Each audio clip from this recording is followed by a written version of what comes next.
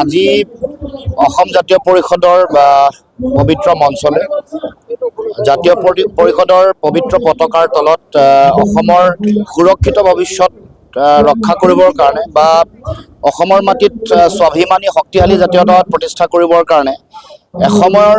বিজেপিৰ শক্তিশালী নেতা তথা এই অঞ্চলৰ সমাজৰ লগত জড়িত হৈ বিভিন্ন ধৰণৰ কাম কাজেৰে সমাজ সমৃদ্ধি কৰা শক্তিশালী কৰা জীৱন চুতীয়া ডাঙৰীয়া অসম জাতীয় পৰিষদৰ পবিত্ৰ মঞ্চত যোগদান কৰিছে। জীৱন চুতীয়াৰ লগত বহু ব্যক্তি আহি অসম জাতীয় পৰিষদৰ হাত শক্তিশালী কৰিবৰ কাৰণে অসমৰ মাটিত স্বাভিমানী আপোচবিহীন জাতীয়তাবাদৰ ভেটি আৰু সৌধ নিৰ্মাণ কৰিবৰ কাৰণে সকলোৱে আগবাঢ়ি আহিছে। সকলোকে আমি আমাৰ দলৰ পবিত্ৰ মজিয়ালে আমি উষ্ম আদৰণি জনাইছোঁ আৰু আশা ৰাখিছোঁ আগন্তুক দিনসমূহত সৰুপথাৰ সমষ্টি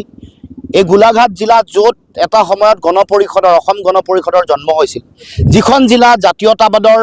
ভেটি বা এখন উৰ্বৰা পৃষ্ঠভূমি বুলি মানুহে সকলোৱে গ্ৰহণ কৰিছিল, সেই গোলাঘাট জিলাত এতিয়া জাতীয়তাবাদৰ সংকট আহিছে বা সমগ্ৰ অসমত জাতীয়তাবাদৰ সংকট আহিছে। জাতীয় বিষয় জাতীয় প্ৰশ্নসমূহত যিবোৰ জাতীয়তাবাদী দল ৰাজনৈতিক দল আছিলে তেওঁলোকে নিজৰ ব্যক্তিগত স্বাৰ্থৰ কাৰণে নিজৰ মন্ত্ৰিত্বৰ অভিলাষৰ কাৰণে আৰু অসমৰ জাতীয় সংকট আৰু সমস্যাসমূহক তেওঁলোকে গৌণ কৰি নিজৰ জীৱন সুৰক্ষিত কৰিবৰ কাৰণে তেওঁলোকে কাম কাজ কৰি আহিছে। তেনেকুৱা এটা সময়ত আমি আমাৰ ফালৰ পৰা অসমত যাতে পুনৰ আমাৰ নিজৰ ভাষা নিজৰ কৃষ্টি নিজৰ সংস্কৃতি নিজৰ ৰাজনৈতিক ভৱিষ্যত আমি আমাৰ ভাষিক সাংস্কৃতিক ভৱিষ্যত সুৰক্ষিত কৰিবৰ কাৰণে আৰু আমাৰ যিসকল উপৰি পুৰুষ আছে স্বৰ্গদেউ চাউলুং চুকাফা মহাৰাজ নৰনাৰায়ণ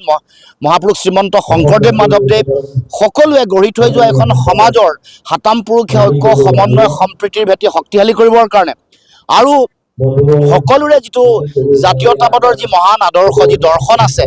তাক আমি পুনৰ উত্থান কৰিবৰ কাৰণে পুনৰ আমি কাম কাজ কৰিছোঁ আৰু এইবাৰ সেইকাৰণে এই ক্ষেত্ৰত অহা ২৬ত আমি অসম জাতীয় পৰিষদে সেই যি লক্ষ্য আছে সেই লক্ষ্য উপনীত হ'বৰ কাৰণে আমি কাম কাজ কৰি আহিছোঁ আৰু এইবাৰ এই যি সৰুপথাৰ সমষ্টি য'ত বিগত সময়ছোৱাত জাতীয়তাবাদৰ এটা উৰ্বৰা ভূমি আছিল, ইয়াত জাতীয়তাবাদী